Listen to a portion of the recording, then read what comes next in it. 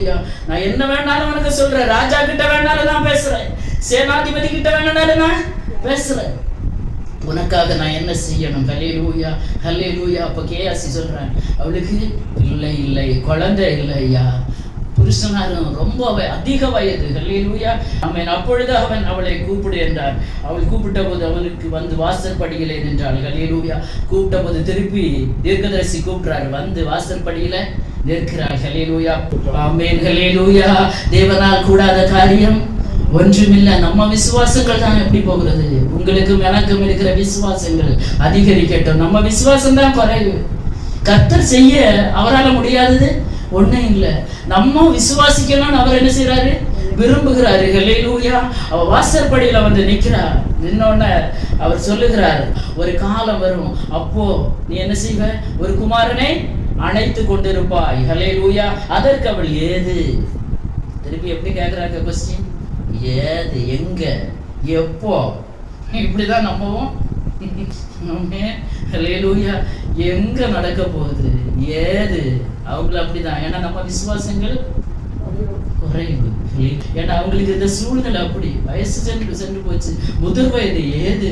தேவனுடைய மனுஷனாகிய ஆண்டவனே, எனக்கு அபத்தம் சொல்ல வேண்டாம். அபத்தம் ஏயா சொல்றீங்க?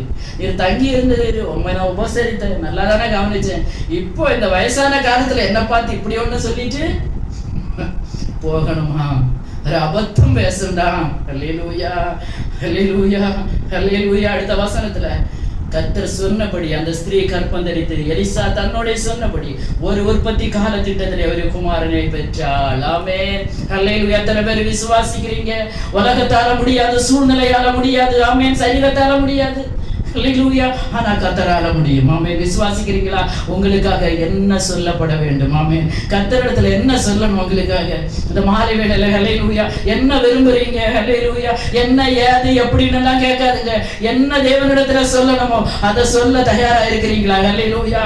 எலிசா தீர்க்கதரிசி சொன்னது போல ஒரு உற்பத்தி கால திட்டத்துல ஒரு குமாரனை அணைத்து கொண்டிருந்தாள். ஆமென். வயசு ஒரு தடை இல்ல. ஹல்லேலூயா. தேவ சமூகத்துல வயசாகி போச்சு, இனி என்ன? கர்த்தர் தீர்க்க ஆயுசை கட்டளையிடுவார். அவருக்கு 1000 வருஷம் ஒரு நாள் போல. ஹல்லேலூயா. அதனால 1000 வயசானாலும் ஆண்டவருக்கு பார்வைக்கு எத்தனை நாள் தான்? ஒரே நாள் தான். அப்படி ஜெபிங்க. கர்த்தருக்கு காத்திருக்கிறவர்களோ புது பலன் அடைந்து கழுகுகளை போல சட்டைகளை அடித்து உயர எழும்புவார்கள். ஆமென். ஹல்லேலூயா. அப்படி இருக்கிற தேவ பிள்ளைகள் ரொம்ப பலசாலிகளா இருக்கணும்.